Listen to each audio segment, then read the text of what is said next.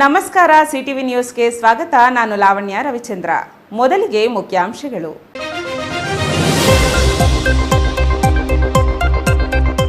ಹಾಡ ಹಗಲಿನಲ್ಲಿಯೇ ನಡೆಯಿತು ವ್ಯಕ್ತಿಯ ಭೀಕರ ಕೊಲೆಗೆ ಬೆಚ್ಚಿಬಿದ್ದ ಗ್ರಾಮದ ಜನರು.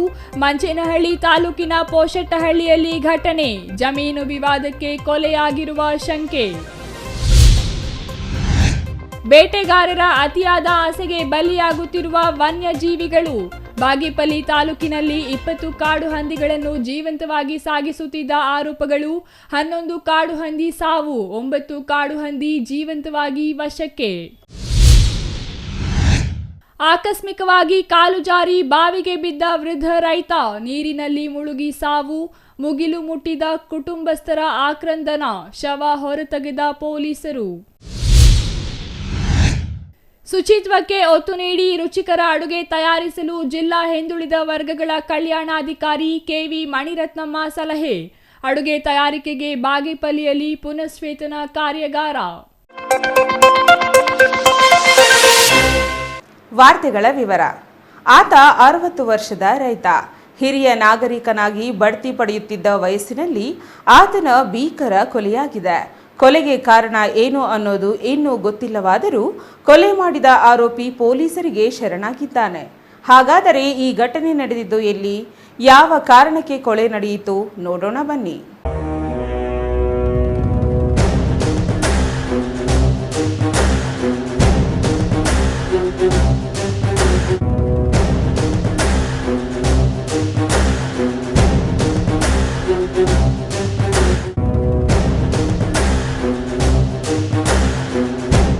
ವೀಕ್ಷಕರೇ, ಜಗತ್ತಿನಲ್ಲಿ ಯಾವುದೇ ಯುದ್ಧ ಹೆಣ್ಣು ಹೊಣ್ಣು ಇಲ್ಲವೇ ಮಣ್ಣಿಗಾಗಿ ನಡೆದಿವೆ ಅನ್ನೋದು ಬಹಿರಂಗ ಸತ್ಯ. ಇಲ್ಲಿಯೂ ಅದೇ ಆಗಿದೆಯಾ ಗೊತ್ತಿಲ್ಲ. ಇಲ್ಲಿ ಕಾಣ್ತಾ ಇದೆಯಲ್ಲ ಗೋಳಾಡ್ತಿರೋ ಮಹಿಳೆ, ಮತ್ತೊಂದು ಕಡೆ ಮನೆಯ ಮುಂದೆ ಜಮಾಯಿಸಿರುವ ಅಪಾರ ಜನಸ್ತೋಮ, ಮನೆಯೊಳಗಿರುವ ಜನರನ್ನು ಹೊರ ಕಳಿಸುತ್ತಿರೋ ಪೊಲೀಸರು. ಈ ದೃಶ್ಯ ಕಂಡು ಬಂದಿದ್ದು ಮಂಚೇನಹಳ್ಳಿ ತಾಲೂಕಿನ ಪೋಷಟ್ಟಹಳ್ಳಿ ಗ್ರಾಮದಲ್ಲಿ. ಇಷ್ಟಕ್ಕೂ ಇಲ್ಲಿ ನಡೆದಿದ್ದಾದರೂ ಏನು ಅಂತೀರಾ? ನೀವೇ ನೋಡಿ.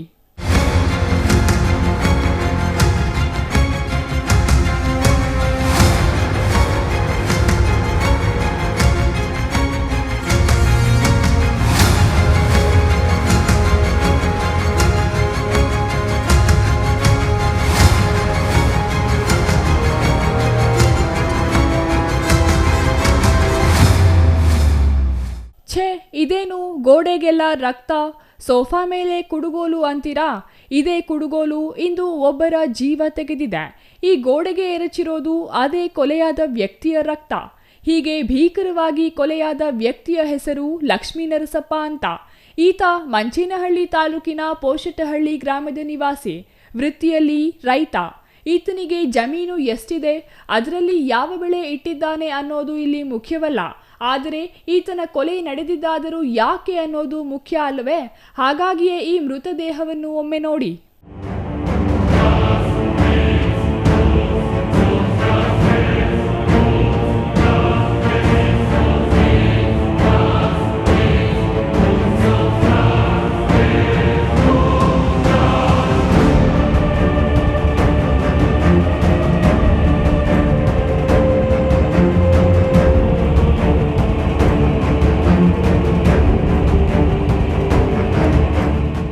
ವೀಕ್ಷಕರೇ, ತೋರಿಸಲಾರದಷ್ಟು ಭರ್ಭರವಾಗಿ ಕೊಲೆಯಾಗಿ ರಕ್ತದ ಮಡುವಿನಲ್ಲಿ ಬಿದ್ದಿದ್ದಾರಲ್ಲ, ಈತನೇ ಲಕ್ಷ್ಮೀ ನರಸಪ್ಪ.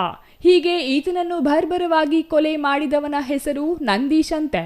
ಈ ನಂದೀಶ್ ಮತ್ತು ಕೊಲೆಯಾದ ಲಕ್ಷ್ಮೀ ನರಸಪ್ಪನ ನಡುವೆ ಅದೇನೋ ಹಳೆ ದ್ವೇಷವಿತ್ತೋ ಇಲ್ಲವೇ ಆಸ್ತಿ ತಗಾದೆ ಇತ್ತೋ ಗೊತ್ತಿಲ್ಲ. ಇಂದು ಮಧ್ಯಾಹ್ನ ಲಕ್ಷ್ಮೀ ನರಸಪ್ಪನ ಮನೆಗೆ ಬಂದ ನಂದೀಶ್ ಏಕಾಏಕಿ ಅಲ್ಲಿಯೇ ಇದ್ದ ಕುಡುಗೋಲು ಕೈಗೆ ತೆಗೆದುಕೊಂಡು ಲಕ್ಷ್ಮೀ ನರಸಪ್ಪನ ಮೇಲೆ ಮನಸೋ ಇಚ್ಛೆ ದಾಳಿ ಮಾಡಿದ್ದಾನೆ. ಪರಿಣಾಮ ಲಕ್ಷ್ಮೀ ನರಸಪ್ಪ ಸ್ಥಳದಲ್ಲಿಯೇ ಮೃತಪಟ್ಟಿದ್ದಾರೆ. ನಮ್ಮ ಅಪ್ಪನ ಏನು ವಿಚಾರಕ್ಕೆ ಅಂತ ಗೊತ್ತಿಲ್ಲ, ಜಮೀನು ವಿಚಾರಕ್ಕೆ ಅಂತ ಹೇಳ್ಬಿಟ್ಟು ನಮ್ಮ ಅಪ್ಪನ ಹೊಡೆದಾಕಿದ್ದಾರೆ. ಒಂದು 11 ಗಂಟೆ ಟೈಮಲ್ಲಿ ನಾವು ಯಾರೂ ಇರಲಿಲ್ಲ, ಮನೆ ಬೀಗ ಹಾಕೊಂಡು ಮುಚ್ಚೆತ್ಕೊಂಡು ಹೊಡೆದಾಕಿದ್ದೀವಿ. ನಂಚ್ ಅಂತ ಹೇಳ್ಬಿಟ್ಟು ರಿಲೇಷನ್ ಆಗಿ ಏನಿಲ್ಲ. ಏಕಾಏಕಿ ಬಂದು ಒಳಗಡೆ ಎಲ್ಲ ಬಂದವ್ರಿಗೆಲ್ಲ ಮಚ್ಚಿ ತೋರಿಸ್ಕೊಂಡು ನನಗೂ ಹಾಕಕ್ಕೆ ಬಂದ, ಕೈಗೆ ಗಾಯ ಆಗಿದೆ. ನಮ್ಮ ಅಮ್ಮ ಎಲ್ಲ ಇಟ್ಕೊಂಡಿದ್ದಕ್ಕೆ ಮುಚ್ಚಿ ಕಿತ್ಕೊಳಕ್ಕೆ ಹೋದ್ರೆ 4 ಜನ ಕಿತ್ಕೊಳಕ್ಕೆ ಹೋದ್ರೆ ಬಾಧೆ ಬಿದ್ದು ಕಿತ್ಕೊಂಡ್ಬಿಟ್ಟಿದ್ದೀನಿ. ನಾನು ಎತ್ತು ಹೋಗಲ್ಲ, ಯಾವನೇನೋ ಮಾಡ್ಕೊಂಡಿಲ್ಲ, ಅದೇನು ಕಿತ್ಕೊಳಕ್ಕಾಗಲ್ಲ ಅಂದ್ಬಿಟ್ಟು ಅಲ್ಲಿ ಹೋಗಿ ಕೂತಿದ್ದಾರೆ ಮರಕ್ಕೆ. ಯಾವುದು ವಿಚಾರಕ್ಕಂತ ಗೊತ್ತಿಲ್ವಾ? ಅದು ಜಮೀನು ವಿಚಾರಕ್ಕೆ ಅಂತ ಅವನು ಹೇಳ್ತಾ ಇರೋದು, ನಮ್ಗೆ ಏನಾಗಿದೆ ಅಂತ ಗೊತ್ತಿಲ್ಲ. ಇವ್ರಿಗೂ ಜಮೀನುಗಳಿಗೆ ಸಂಬಂಧ ಇಲ್ಲ, ನಮ್ಮ ಅಣ್ಣ ತಮ್ಮಂದಿರೇನು ಅಲ್ಲ. ಇನ್ನು ಹೀಗೆ ಕೊಲೆ ಮಾಡಿದ ನಂದೀಶ್ ಎಲ್ಲಿಯೂ ಪರಾರಿಯಾಗಿಲ್ಲ. ಬದಲಿಗೆ ಪೋಷೆಟ್ಟಹಳ್ಳಿ ಗ್ರಾಮದ ಪಕ್ಕದಲ್ಲಿಯೇ ಇದ್ದ ಮರವೊಂದರ ನೆರಳಿನಲ್ಲಿ ಕುಳಿತು ಪೊಲೀಸರಿಗಾಗಿ ಕಾಯುತ್ತಿದ್ದನಂತೆ. ವಿಷಯ ತಿಳಿಯುತ್ತಿದ್ದಂತೆ ಮಂಚೇನಹಳ್ಳಿ ಪೊಲೀಸರು ಸ್ಥಳಕ್ಕೆ ದೌಡಾಯಿಸಿದ್ದು ಕೊಲೆಯಾದ ಲಕ್ಷ್ಮೀ ನರಸಪ್ಪನ ಕುಟುಂಬಸ್ಥರೊಂದಿಗೆ ಕೊಲೆಗೆ ಕಾರಣಗಳನ್ನು ಕಲೆ ಹಾಕುವ ಪ್ರಯತ್ನ ಮಾಡಿದ್ದಾರೆ. ಆದರೆ ಮೃತನ ಮಗನಿಗಾಗಲಿ ಆತನ ಪತ್ನಿಗಾಗಲಿ ಯಾಕೆ ಕೊಲೆ ನಡೆದಿದೆ ಎಂಬ ಸ್ಪಷ್ಟ ಮಾಹಿತಿ ಇಲ್ಲವಾಗಿದೆ. ಆಸ್ತಿಗಾಗಿ ಕೊಲೆ ನಡೆದಿರಬಹುದು ಅಂತ ಲಕ್ಷ್ಮೀ ನರಸಪ್ಪನ ಪುತ್ರ ಹೇಳಿದ್ದಾನೆ. ಆದರೆ ಕೊಲೆ ಮಾಡೋದಕ್ಕೆ ಲಕ್ಷ್ಮೀ ನರಸಪ್ಪ ಮತ್ತು ನಂದೀಶನ ಮಧ್ಯೆ ವಿವಾದ ಏನಿತ್ತು? ಕೊಲೆಗಾರ ಮೃತನ ಕುಟುಂಬದ ಸಂಬಂಧಿಯೇ ಎಂಬಿತ್ಯಾದಿ ಪ್ರಶ್ನೆ ಕೇಳಿದರೆ ಅವರ ಕುಟುಂಬದವರು ಅಲ್ಲವೇ ಅಲ್ಲ ಅಂತಿದ್ದಾರೆ. ಹಾಗಾದರೆ ಅಲ್ಲಿ ಕೊಲೆ ನಡೆಯಲು ಕಾರಣವೇನು ಎಂಬ ಪ್ರಶ್ನೆಗೆ ಪೊಲೀಸರ ತನಿಖೆಯಿಂದ ಉತ್ತರ ಪಡೆಯಬೇಕಿದೆ. ಇನ್ನು ಈ ಸಂಬಂಧ ಮಂಚೇನಹಳ್ಳಿ ಪೊಲೀಸರು ಪ್ರಕರಣ ದಾಖಲಿಸಿಕೊಂಡು ಮುಂದಿನ ತನಿಖೆ ಕೈಗೊಂಡಿದ್ದಾರೆ. Shashikiran, CTV news, Manchenahalli. ಬೇಟೆಗಾರರ ಅಟ್ಟಹಾಸಕ್ಕೆ ಕಡಿವಾಣವೇ ಇಲ್ಲವಾಗಿದೆ. ಹಲವಾರು ವನ್ಯಜೀವಿಗಳನ್ನು ಹುರಿದು ಮುಕ್ಕರಿಸುತ್ತಿರುವ ಖದೀಮರು ಅರಣ್ಯ ಅಧಿಕಾರಿಗಳು ಮತ್ತು ಪೊಲೀಸರ ಕಣ್ಣು ತಪ್ಪಿಸಿ ಭರ್ಜರಿ ವಹಿವಾಟನ್ನೇ ನಡೆಸುತ್ತಿರುವುದು ಬೆಳಕಿಗೆ ಬಂದಿದ್ದು, ಕಾಡು ಹಂದಿಗಳ ಸಮೇತ ಆರೋಪಿಯನ್ನು ವಶಕ್ಕೆ ಪಡೆಯುವಲ್ಲಿ ಬಾಗೇಪಲ್ಲಿ ಅರಣ್ಯಾಧಿಕಾರಿಗಳು ಯಶಸ್ವಿಯಾಗಿದ್ದಾರೆ.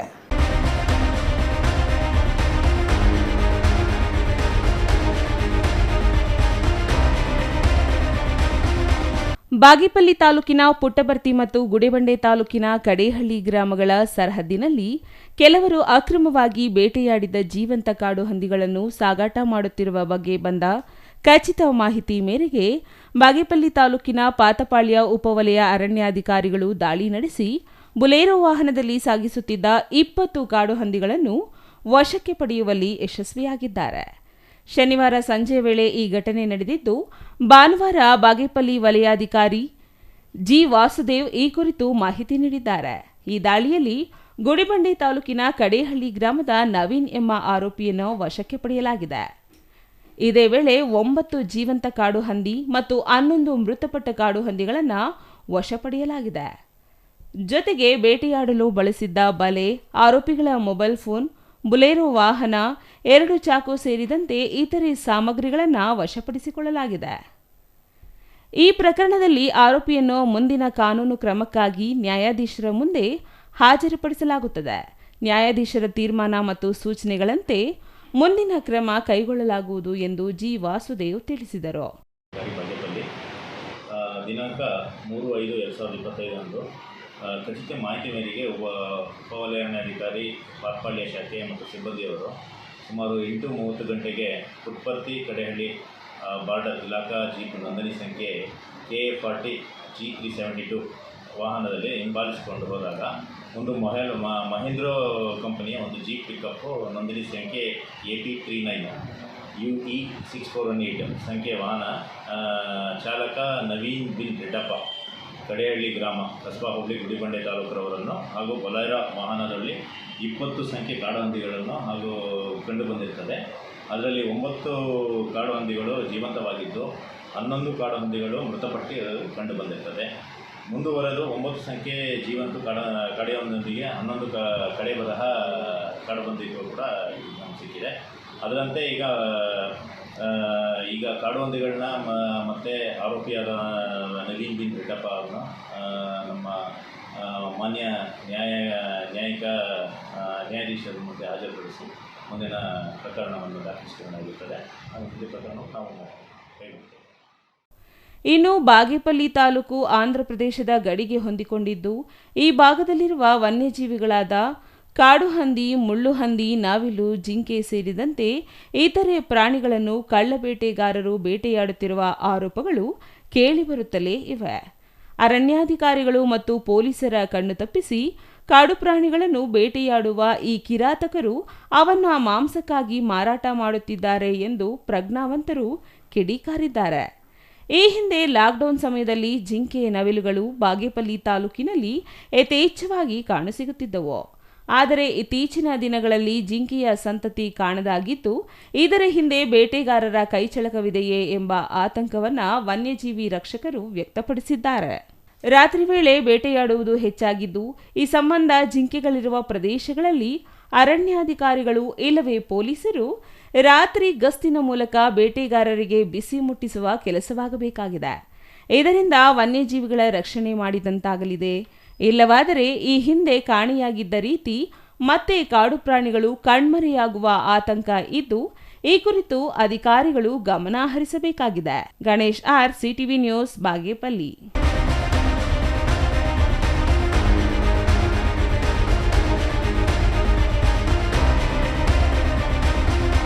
ಬೆಳೆಗೆ ನೀರು ಹಾಯಿಸಲು ಹೋದ ವೃದ್ಧ ರೈತನೊಬ್ಬ ಕಾಲು ಜಾರಿ ಬಾವಿಗೆ ಬಿದ್ದು ನೀರಿನಲ್ಲಿ ಮುಳುಗಿ ಮೃತಪಟ್ಟಿರುವ ಘಟನೆ ಚಿಕ್ಕಬಳ್ಳಾಪುರ ಹೊರವಲಯದ ಅಗಲಗುರ್ಕಿ ಗ್ರಾಮದ ಬಳಿ ನಿನ್ನೆ ಸಂಜೆ ನಡೆದಿದೆ. ಇಂದು ಕಾರ್ಯಾಚರಣೆ ನಡೆಸಿದ ಪೊಲೀಸರು ಮೃತದೇಹವನ್ನು ಹೊರತೆಗೆದು ಮುಂದಿನ ಕ್ರಮ ಕೈಗೊಂಡಿದ್ದಾರೆ.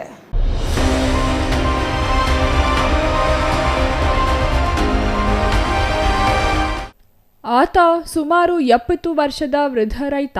ಪ್ರತಿನಿತ್ಯ 3 ಫೇಸ್ ವಿದ್ಯುತ್ ಬರುತ್ತಿದ್ದಂತೆ ತೋಟಕ್ಕೆ ತೆರಳಿ ಬೆಳೆಗೆ ನೀರು ಹಾಯಿಸುವುದು ಆತನ ಹವ್ಯಾಸ. ನಿನ್ನೆ ಸಂಜೆಯೂ ಅದೇ ರೀತಿ ತೋಟಕ್ಕೆ ನೀರು ಹಾಯಿಸಲು 3 ಫೇಸ್ ವಿದ್ಯುತ್ ಬರುತ್ತಿದ್ದಂತೆ ತೆರಳಿದ್ದಾರೆ. ಆದರೆ ಹಾಗೆ ತೆರಳಿದ ವ್ಯಕ್ತಿ ಮತ್ತೆ ವಾಪಸ್ ಬಂದಿಲ್ಲ. ಅದಕ್ಕೆ ಕಾರಣ ಅಚಾತುರ್ಯವಾಗಿ ಕಾಲು ಜಾರಿ ಬಾವಿಗೆ ಬಿದ್ದ ಆ ರೈತ ನೀರಿನಲ್ಲಿ ಉಸಿರುಗಟ್ಟಿ ಮೃತಪಟ್ಟಿದ್ದಾರೆ.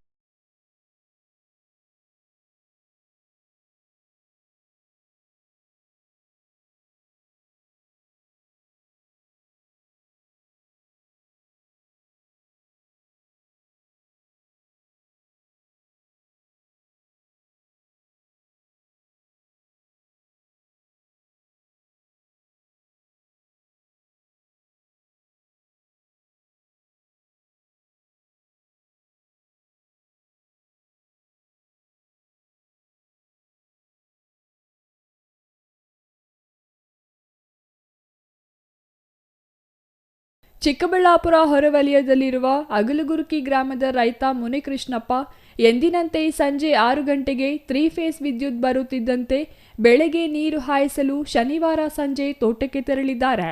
ಅವರ ತೋಟದಲ್ಲಿ ಆಳವಾದ ಬಾವಿ ಇದ್ದು, ಈ ಬಾವಿಯಲ್ಲಿ ಅರ್ಧಕ್ಕೂ ಹೆಚ್ಚು ನೀರು ತುಂಬಿದೆ. ಬಾವಿಯ ದಡದಲ್ಲಿಯೇ ನೀರಿನ ಪಂಪ್ ಚಾಲನೆ ಮಾಡುವ ಸ್ಟಾರ್ಟರ್ ಇದ್ದು, ಅದನ್ನು ಚಾಲನೆ ಮಾಡುವಾಗ ಆಕಸ್ಮಿಕವಾಗಿ ಕಾಲು ಜಾರಿ ಬಾವಿಗೆ ಬಿದ್ದಿದ್ದಾರೆ. ಸಂಜೆ 6 ಗಂಟೆಗೆ ತೋಟಕ್ಕೆ ಹೋದ ತಂದೆ ವಾಪಸ್ ಬಾರದ ಕಾರಣ ಮನೆಯಲ್ಲಿದ್ದ ಮಕ್ಕಳು ಗಾಬರಿಯಾಗಿ ತೋಟಕ್ಕೆ ಹೋಗಿ ನೋಡಿದ್ದಾರೆ. ಅಲ್ಲಿ ಕೂಗಿ ಕರೆದಿದ್ದಾರೆ. ಆದರೆ ಮುನಿಕೃಷ್ಣಪ್ಪನ ಸುಳಿವೇ ಇಲ್ಲ. ಕೊನೆಗೆ ಬಾವಿಯ ಬಳಿ ಬಂದು ನೋಡಿದಾಗ ಚಪ್ಪಲಿಗಳು ಇರುವುದನ್ನು ಕಂಡು ಅನುಮಾನಗೊಂಡು ಕೂಡಲೇ ಪೊಲೀಸರಿಗೆ ಮಾಹಿತಿ ನೀಡಿದ್ದಾರೆ. ಸ್ಥಳಕ್ಕೆ ಬಂದ ಪೊಲೀಸರು ರಾತ್ರಿಯಾಗಿದ್ದ ಕಾರಣ ಕತ್ತಲಿನಲ್ಲಿ ಕಾರ್ಯಾಚರಣೆ ಮಾಡಲು ಸಾಧ್ಯವಾಗದೆ ಇಂದು ಬೆಳಿಗ್ಗೆ ಬಂದಿದ್ದಾರೆ. ತೋಟಕ್ಕೆ ಬಂದು ಪರಿಶೀಲನೆ ನಡೆಸಿದ ಪೊಲೀಸರಿಗೆ ಬಾವಿಯಲ್ಲಿ ಮುಳುಗಿ ಮುನಿಕೃಷ್ಣಪ್ಪ ಮೃತಪಟ್ಟಿರುವುದು ಬಹಿರಂಗವಾಗಿದೆ. ನಂತರ ಕಾರ್ಯಾಚರಣೆ ನಡೆಸಿ ಮೃತದೇಹವನ್ನು ಮೇಲೆತ್ತಿದ್ದಾರೆ. ಆದರೆ ಮೋಟಾರು ಚಲಾಯಿಸಲು ಹೋದ ಮುನಿಕೃಷ್ಣಪ್ಪ ಅವರು ಚಪ್ಪಲಿಗಳನ್ನು ಯಾಕೆ ಬಿಟ್ಟು ಹೋದರು ಎಂಬ ಪ್ರಶ್ನೆ ಎದುರಾಗಿದೆ. ವಿದ್ಯುತ್ ವಿಚಾರದಲ್ಲಿ ರೈತರು ತುಂಬಾ ಜಾಗರೂಕರಾಗಿರುತ್ತಾರೆ. ಹಾಗಾಗಿ ಚಪ್ಪಲಿ ಇಲ್ಲದೆ ಯಾವುದೇ ವಿದ್ಯುತ್ ಕೆಲಸಕ್ಕೆ ಮುಂದಾಗಲ್ಲ. ಮುನಿಕೃಷ್ಣಪ್ಪ ಚಪ್ಪಲಿ ಬಿಟ್ಟು ಮೋಟಾರು ಚಲಾಯಿಸಲು ಯಾಕೆ ಹೋದರು ಎಂಬ ಪ್ರಶ್ನೆಗೆ ಉತ್ತರ ದೊರೆಯಬೇಕಿದೆ. ಸ್ವಂತ ಇದು ತೋಟ ಆಗುತ್ತೆ. ನಿನ್ನೆ ಸಂಜೆ ಕರೆಂಟ್ ಬಂದಾಗ ನೀರು ಬಿಡಕ್ಕೆ ಬಂದಿದ್ದಾರೆ. ಕಾಲು ಎಡವಿಬಿಟ್ಟು ಪಾಪ ಕೆಳಗಡೆ ಬಾವಿ ಒಳಗಡೆ ಬಿದ್ದುಬಿಟ್ಟು ಸೊ ಈ ಥರ ಆಗಿದೆ ಇಲ್ಲಿ ಇನ್ಸಿಡೆಂಟು. ಪೊಲೀಸ್ ಇಲಾಖೆ ಅವರೆಲ್ಲ ಬಂದು ಈಗ ಬಾಡಿನ ಹೊರ ತೆಗೆದಿದ್ದಾರೆ. ನಿನ್ನೆ ಸಂಜೆ 6 ಗಂಟೆಗೆ ಅಂದ್ಕೊಳ್ತೀನಿ ಈ ಒಂದು ಇನ್ಸಿಡೆಂಟ್. ಇಲ್ಲಿ ಬಂದು ಪೊಲೀಸವರೆಲ್ಲ ಬಂದಿದ್ದರು. ಸೊ ಬೆಳಗ್ಗೆ ಬಂದು ಇದನ್ನು ನಾವು ರಿಮೂವ್ ಮಾಡ್ತೀವಿ ಅಂತೇಳಿ ಈಗ ಎಷ್ಟು ಬಂದು ಎಲ್ಲ ತೆಗೆದಿದ್ದಾರೆ. ಪಾಪ ರಾತ್ರಿ ಬಂದಿದ್ದರು ಪೊಲೀಸ್ನವರೆಲ್ಲ ಬಂದು ಎನ್ಕ್ವೈರಿ ಎಲ್ಲ ಮಾಡ್ಕೊಂಡು ಹೋದರು, ಮಾಜಾರ್ ಮಾಡ್ಕೊಂಡು ಅವರು 6 ಗಂಟೆಗೆ ಬಂದಾಗ ಅವ್ರು 8 ಗಂಟೆಲಿ ನೋಡ್ಕೊಂಡಿದ್ದಾರೆ ಅಪ್ಪ ಇಲ್ಲ ಅಂತ. ಒಂದು ನೋಡಿದಾಗ ಚಪ್ಪಲಿಗಳು ಕಾಣಿಸಿದೆ ಅವ್ರಿಗೆ. ಆಮೇಲೆ ಅದರ ಡೋಸ್ ಮೇಲೆ ನಾವು ಪೊಲೀಸ್ ಡಿಪಾರ್ಟ್ಮೆಂಟ್ಗೆ ಫೋನ್ ಮಾಡಿದಾಗ ಅವರೆಲ್ಲ ಬಂದು ಇಲ್ಲಿ ಸಹಕರಿಸಿ ಪಾಪ ಒಳ್ಳೆ ಕೆಲಸ ಮಾಡಿದ್ದಾರೆ. ಇನ್ನು ಮೃತದೇಹವನ್ನು ಮೇಲೆತ್ತಿರುವ ಪೊಲೀಸರು ಈ ಸಂಬಂಧ ಪ್ರಕರಣ ದಾಖಲಿಸಿಕೊಂಡು ಮುಂದಿನ ತನಿಖೆ ಕೈಗೊಂಡಿದ್ದಾರೆ. ಚಪ್ಪಲಿಗಳನ್ನು ಮೇಲೆ ಬಿಟ್ಟು ಹೇಗೆ ಕಾಲು ಜಾರಿ ಬಾವಿಗೆ ಬಿದ್ದರು ಎಂಬ ಬಗ್ಗೆ ಇದೀಗ ಪೊಲೀಸರು ಉತ್ತರ ಹುಡುಕಬೇಕಿದೆ. News bureau, CTV news, Chikkaballapur. ಇದೀಗ ಚಿಕ್ಕದೊಂದು ವಿರಾಮದ ನಂತರ ಸಿಟಿವಿ ನ್ಯೂಸ್ ಮುಂದುವರಿಯುತ್ತದೆ.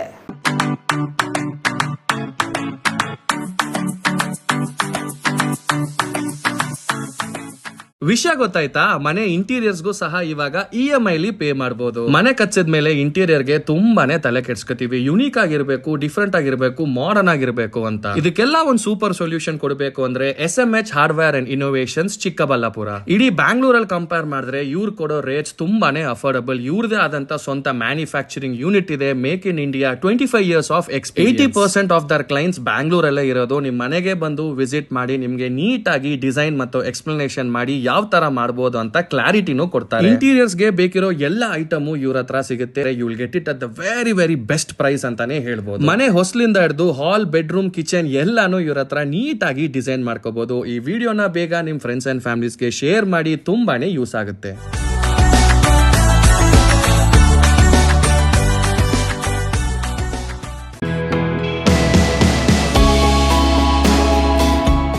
ಶ್ರೀ ಚಾಮವಿ ಪಾರ್ಟಿ ಹಾಲ್, 4ನೇ ಮಹಡಿ, ಶ್ರೀ ಚಾಮವಿ ಕಾಂಪ್ಲೆಕ್ಸ್, ಗೆರಿಯಾ ಶೋರೂಮ್ನ ಮೇಲೆ, ನಂಬರ್ 232T, BB ರಸ್ತೆ, ಚಿಕ್ಕಬಳ್ಳಾಪುರ. ನಿಮ್ಮ ಎಲ್ಲ ಶುಭ ಕಾರ್ಯಗಳಿಗೆ ಸುಸಜ್ಜಿತ ಪಾರ್ಟಿ ಹಾಲ್ ಚಿಕ್ಕಬಳ್ಳಾಪುರದಲ್ಲಿ ಸಿದ್ಧ. ಹುಟ್ಟುಹಬ್ಬ, ನಾಮಕರಣ, ಕಾರ್ಯಕ್ರಮ ಯಾವುದೇ ಇರಲಿ, ನಿಮ್ಮ ನಿರೀಕ್ಷೆಗೆ ತಕ್ಕ ಪಾರ್ಟಿ ಹಾಲ್. AC ಕೇಂದ್ರೀಕೃತ ಪಾರ್ಟಿ ಹಾಲ್, ಪ್ರೊಜೆಕ್ಟರ್ ಮತ್ತು ಪರದೆಯೊಂದಿಗೆ ಸಿದ್ಧವಾಗಿದೆ. AI ಸ್ಪೀಕರ್ಗಳಿಂದ ಆವೃತ, ಲಿಫ್ಟ್ ಕೂಡ ಲಭ್ಯವಿದೆ. 100 ಕಾರ್ಗಳಿಗೆ ಪಾರ್ಕಿಂಗ್ ವ್ಯವಸ್ಥೆ, ಪವರ್ ಬ್ಯಾಕಪ್, ಜನರೇಟರ್ ಲಭ್ಯ. ಕೂಡಲೇ ಸಂಪರ್ಕಿಸಿ 9916161691 9739702077. Shri Manjunatha hardware and innovations 22 ವರ್ಷಗಳಿಂದ ಮಾರುಕಟ್ಟೆಯಲ್ಲಿ ಸುದೀರ್ಘ ಪಯಣ ಮತ್ತು ಗ್ರಾಹಕ ಹಾಗೂ ಎಂಜಿನಿಯರಿಂಗ್ಗಳ ನಂಬಿಕೆಯ ಆಯ್ಕೆ. ಅತ್ಯುತ್ತಮ ಗುಣಮಟ್ಟ, ಪ್ರಾಮಾಣಿಕ ಬೆಲೆ. Engineer choices, architect choices, corporates, house owners, carpenter choices, hardware dealers ಹಾಗೂ ಇನ್ನಿತರರಿಗೆ ಹೋಲ್ಸೇಲ್ ದರದಲ್ಲಿ ಸಿಗುವ ಸ್ಥಳವೇ ಶ್ರೀ ಮಂಜುನಾಥ ಹಾರ್ಡ್ವೇರ್ ಮತ್ತು ಇನ್ನೋವೇಷನ್ಸ್. ವಿವಿಧ ರೀತಿಯ ವಿನ್ಯಾಸಗಳುಳ್ಳ ಡೆಕೋರೇಟಿವ್, ಪ್ರೊಟೆಕ್ಟಿವ್, ಫಂಕ್ಷನಲ್ ಹಾಗೂ ಉತ್ತಮ ದರದಲ್ಲಿ ಗುಣಮಟ್ಟದ ಹಾರ್ಡ್ವೇರ್ ವಸ್ತುಗಳು ನಮ್ಮಲ್ಲಿ ದೊರಕುತ್ತದೆ. ವಿಳಾಸ: ರಿಲಯನ್ಸ್ ಪೆಟ್ರೋಲ್ ಬಂಕ್ ಹತ್ತಿರ, BB ರಸ್ತೆ, ಚಿಕ್ಕಬಳ್ಳಾಪುರ. ಮೊಬೈಲ್ ಸಂಖ್ಯೆ 9739393927, ಮತ್ತೊಂದು ಸಂಖ್ಯೆ 9008680303. ವಿರಾಮದ ನಂತರ ಮತ್ತೊಮ್ಮೆ ಸಿಟಿವಿ ನ್ಯೂಸ್ಗೆ ಸ್ವಾಗತ. ವಿದ್ಯಾರ್ಥಿ ನಿಲಯಗಳಲ್ಲಿ ಅಡುಗೆ ತಯಾರು ಮಾಡುವಾಗ ಅಡುಗೆ ತಯಾರಕರು ಶುಚಿತ್ವಕ್ಕೆ ಹೆಚ್ಚು ಆದ್ಯತೆ ನೀಡಬೇಕು. ರುಚಿಕರವಾದ ಮತ್ತು ಗುಣಮಟ್ಟದ ಆಹಾರ ತಯಾರಿಸಬೇಕೆಂದು ಜಿಲ್ಲಾ ಹಿಂದುಳಿದ ವರ್ಗದ ಕಲ್ಯಾಣಾಧಿಕಾರಿ KV ಮಣಿರತ್ನಮ್ಮ ಸಲಹೆ ನೀಡಿದರು.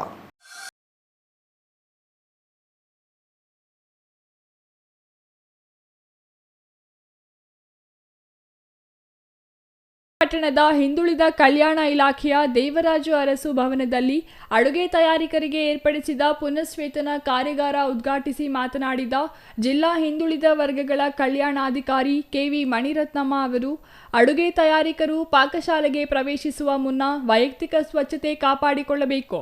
ನಿಲಯದ ಮಕ್ಕಳು ಸೇವಿಸುವ ಆಹಾರದಲ್ಲಿ ಯಾವುದೇ ಸಮಸ್ಯೆ ಕಂಡುಬರದಂತೆ ಕ್ರಮ ಕೈಗೊಳ್ಳಬೇಕು ಎಂದರು. ಅಡುಗೆಗೆ ಬಳಸುವ ತರಕಾರಿ, ಧಾನ್ಯಗಳು ಸೇರಿದಂತೆ ಅಡುಗೆ ಸಾಮಗ್ರಿಗಳ ಗುಣಮಟ್ಟ ಮತ್ತು ಉಪಯುಕ್ತತೆಯನ್ನು ಖಾತ್ರಿಪಡಿಸಿಕೊಳ್ಳಬೇಕು. ಆಹಾರದಿಂದ ಮಕ್ಕಳ ಆರೋಗ್ಯದ ಮೇಲೆ ಕೆಟ್ಟ ಪರಿಣಾಮ ಬೀರದಂತೆ ನೋಡಿಕೊಳ್ಳಬೇಕು. ಅಡುಗೆ ಕೋಣೆಯಲ್ಲಿ ಜಿರಳೆ, ಹಲ್ಲಿ ಮತ್ತಿತರ ನೊಣಗಳು ಹರಿದಾಡದಂತೆ ನೋಡಿಕೊಳ್ಳಬೇಕು. ಅಡುಗೆ ತಯಾರಿಸುವ ವೇಳೆ ಪಾತ್ರೆಗಳ ಹತ್ತಿರಕ್ಕೆ ಮಕ್ಕಳನ್ನು ಸೇರಿಸಬಾರದು. ರಾಜ್ಯದಲ್ಲಿ ಅನೇಕ ಸಂದರ್ಭದಲ್ಲಿ ಸಾಂಬಾರ್ ಪಾತ್ರೆಗಳಿಗೆ ಮಕ್ಕಳು ಬಿದ್ದು ಮೃತಪಟ್ಟಿರುವ ಘಟನೆಗಳು ನಡೆದಿವೆ ಎಂದು ಎಚ್ಚರಿಕೆ ನೀಡಿದರು. ಸಾಂಬಾರ್ಗೆ ಬೇಳೆ, ತರಕಾರಿ ಹಾಗೂ ಸರ್ಕಾರಿ ಮಾನದಂಡ ಪ್ರಕಾರ ಸಾಂಬಾರ್ ಪದಾರ್ಥಗಳನ್ನು ಬಳಕೆ ಮಾಡಿ ತಯಾರಿಸಬೇಕಿದೆ. ಅಡುಗೆಗೆ ಸಂಬಂಧಿಸಿದ ಯಾವುದಾದರೂ ಸಮಸ್ಯೆ ಉಂಟಾಗುವುದು ಕಂಡುಬಂದರೆ ಕಠಿಣ ಕ್ರಮ ಕೈಗೊಳ್ಳಲಾಗುವುದು ಎಂದರು. ಇನ್ನು ಕಾರ್ಯಕ್ರಮದಲ್ಲಿ ತಹಸೀಲ್ದಾರ್ ಮನೀಷಾ ಮಹೇಶ್ ಎಸ್ ಪತ್ರಿ, ಶಿಕ್ಷಣ ಇಲಾಖೆಯ ಆರ್ ವೆಂಕಟರಾಮಪ್ಪ, ತಾಲೂಕು ವೈದ್ಯಾಧಿಕಾರಿ ಡಾಕ್ಟರ್ ಸಿಎನ್ ಸತ್ಯನಾರಾಯಣ ರೆಡ್ಡಿ ಇನ್ನೂ ಹಲವರು ಹಾಜರಿದ್ದರು. Ganesh R, CTV news, Bagepalli.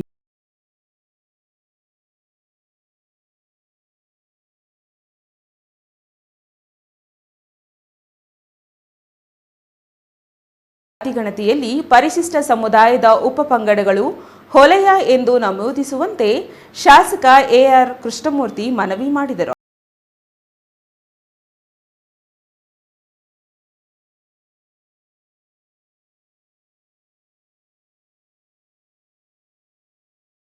ನಗರದ ಅಂಬೇಡ್ಕರ್ ಭವನದಲ್ಲಿ ಆಯೋಜಿಸಿದ್ದ ಪರಿಶಿಷ್ಟ ಜಾತಿ ಬಲಗೈ ಹೊಳೆಯ ಛಲವಾದಿ ಒಳ ಮೀಸಲಾತಿ ಜಾಗೃತಿ ಸಮಿತಿ ಕಾರ್ಯಾಗಾರದಲ್ಲಿ ಮಾತನಾಡಿದ ಶಾಸಕ ಎಆರ್ ಕೃಷ್ಣಮೂರ್ತಿ ಅವರು, ಒಳ ಮೀಸಲಾತಿ ಜಾರಿಗಾಗಿ ಪರಿಶಿಷ್ಟ ಜನಾಂಗದ ಉಪ ಪಂಗಡದವರು ಜಾತಿ ಗಣತಿ ಸಮಯದಲ್ಲಿ ಹೊಳೆಯ ಎಂದು ನಮೂದಿಸಬೇಕು.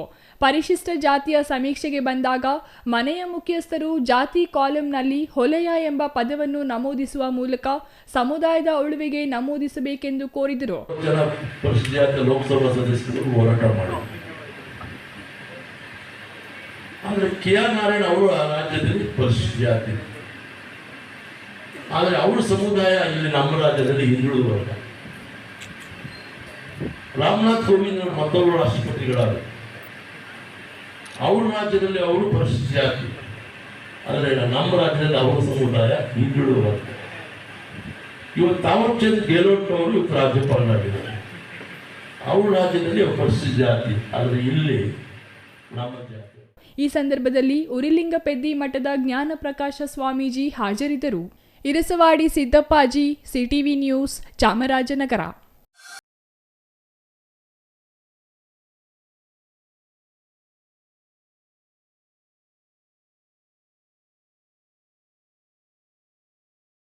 ವಿರಾಮದ ನಂತರ ಸಿಟಿವಿ ನ್ಯೂಸ್ ಮುಂದುವರಿಯುತ್ತದೆ. ಸಮಾರಂಭ ನಿಮ್ಮದು, ಪ್ರಚಾರ ನಮ್ಮದು. ಕಾರ್ಯಕ್ರಮ ಯಾವುದೇ ಇರಲಿ ಚಿಂತೆ ಬೇಡ. ನಿಮ್ಮ ಸಂತಸ ನೇರ ಪ್ರಸಾರ ಮಾಡಲು ನಾವು ರೆಡಿ. ಸಿಟಿವಿ ನ್ಯೂಸ್ ನಿಮಗಾಗಿ ಕಲ್ಪಿಸುತ್ತಿದೆ ವಿಶೇಷ ಅವಕಾಶ. ಹುಟ್ಟುಹಬ್ಬ, ನಾಮಕರಣ, ಮದುವೆ ಸಮಾರಂಭ, ಶಾಲಾ ಕಾಲೇಜಿನ ಕಾರ್ಯಕ್ರಮಗಳು, ಯಾವುದೇ ಸುದ್ದಿಗೋಷ್ಠಿಗಳು ಸೇರಿದಂತೆ ಕಾರ್ಯಕ್ರಮಗಳು ಯಾವುದೇ ಇರಲಿ ನಿಮಗೆ ಸಿಗಲಿದೆ ವ್ಯಾಪಕ ಪ್ರಚಾರ. ಸಿಟಿವಿ ನ್ಯೂಸ್ನಲ್ಲಿ ನಿಮ್ಮ ಸಂಭ್ರಮ ನೇರ ಪ್ರಸಾರದಲ್ಲಿ ನೋಡಿ. ನಿಮ್ಮ ಸಂಭ್ರಮ ನಿಮ್ಮ ಇಡೀ ಸಮೂಹಕ್ಕೆ ಮುಟ್ಟಿಸಲಿದೆ ಸಿಟಿವಿ ನ್ಯೂಸ್. ಕಾರ್ಯಕ್ರಮಕ್ಕೆ 2 ದಿನಗಳ ಮೊದಲು ನಮಗೆ ತಿಳಿಸಿ, ನಾವು ನೇರ ಪ್ರಸಾರ ಮಾಡುತ್ತೇವೆ. ಮತ್ತೇಕೆ ತಡ, ಕೂಡಲೇ ಸಂಪರ್ಕಿಸಿ 9916317028.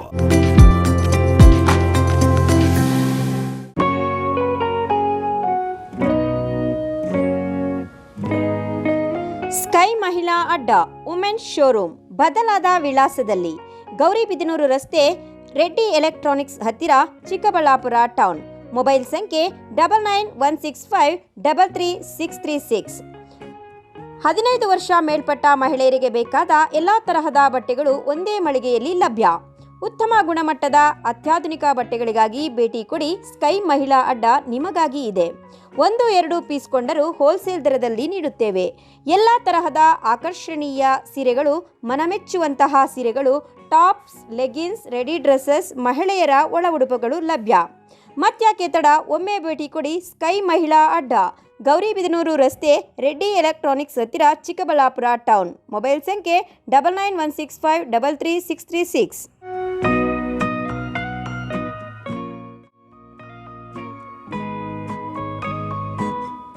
ವಿರಾಮದ ನಂತರ ಮತ್ತೊಮ್ಮೆ ಸಿಟಿವಿ ನ್ಯೂಸ್ಗೆ ಸ್ವಾಗತ. ಇದೀಗ ಸಂಕ್ಷಿಪ್ತ ಸುದ್ದಿಗಳು.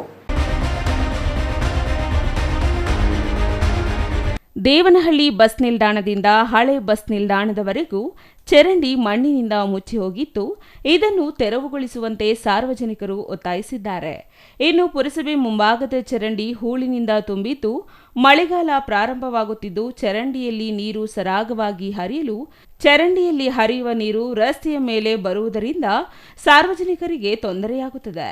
ಕೂಡಲೇ ಚರಂಡಿ ಸ್ವಚ್ಛಗೊಳಿಸುವ ಕಾರ್ಯ ಪುರಸಭೆ ಮಾಡಬೇಕು ಎಂದು ಸ್ಥಳೀಯರು ಆಗ್ರಹಿಸಿದ್ದಾರೆ.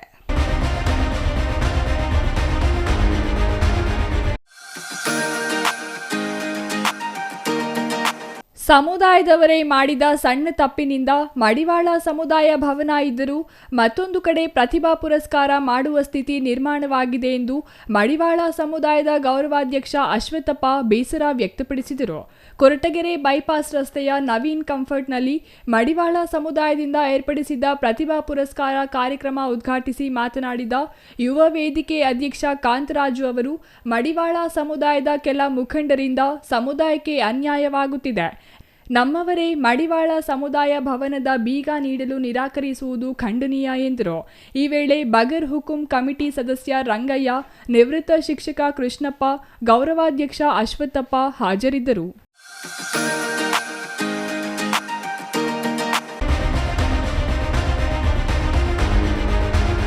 ವಿಜಯಪುರ ಪಟ್ಟಣದ ಜೆಸಿ ಬಡಾವಣೆಯಲ್ಲಿ ಗೋಡಾನ್ ಒಂದರ ಪ್ರಾವಿಷನ್ ಸ್ಟೋರ್ ಒಂದರ ಮೇಲೆ ದಾಳಿ ನಡೆಸಿರುವ ಪುರಸಭೆಯ ಅಧಿಕಾರಿಗಳು ಸುಮಾರು 100 ಕೆಜಿ ಪ್ಲಾಸ್ಟಿಕ್ ವಶಕ್ಕೆ ಪಡೆದುಕೊಂಡು 5,000 ದಂಡ ವಿಧಿಸಿದ್ದಾರೆ.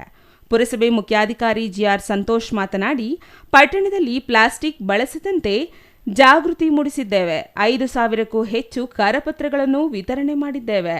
ಅಂಗಡಿಗಳಲ್ಲಿ ದಾಳಿ ನಡೆಸಿ ಪ್ಲಾಸ್ಟಿಕ್ ವಶಪಡಿಸಿಕೊಂಡು ದಂಡವೂ ಕೂಡ ವಿಧಿಸಿದ್ದೇವೆ. ಆದರೂ ವ್ಯಾಪಾರಿಗಳು ಪ್ಲಾಸ್ಟಿಕ್ ಬಳಕೆ ಮಾಡುತ್ತಲೇ ಇದ್ದಾರೆ. ಇನ್ನು ರಾತ್ರಿಯ ವೇಳೆಯಲ್ಲಿ ವ್ಯಾಪಾರಿಗಳು ಪ್ಲಾಸ್ಟಿಕ್ ಕವರ್ಗಳು ತಂದು ಬಳಸುತ್ತಿದ್ದಾರೆ ಎಂದು ಆರೋಪಿಸಿದರು. ಇನ್ನು ಈ ಸಂದರ್ಭದಲ್ಲಿ ಆರೋಗ್ಯ ನಿರೀಕ್ಷಕಿ ಲಾವಣ್ಯ, ಪೃಥ್ವಿ, ಫಹದ್, ಪೌರಕಾರ್ಮಿಕರು ಮತ್ತಿತರರು ಹಾಜರಿದ್ದರು. ಕೊನೆಯದಾಗಿ ಮತ್ತೊಮ್ಮೆ ಮುಖ್ಯಾಂಶಗಳು.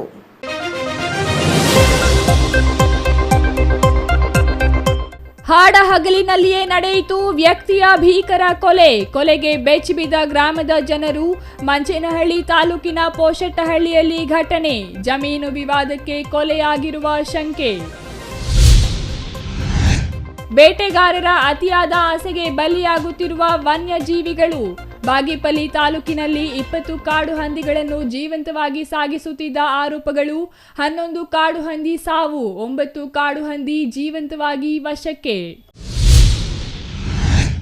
ಆಕಸ್ಮಿಕವಾಗಿ ಕಾಲು ಜಾರಿ ಬಾವಿಗೆ ಬಿದ್ದ ವೃದ್ಧ ರೈತ, ನೀರಿನಲ್ಲಿ ಮುಳುಗಿ ಸಾವು.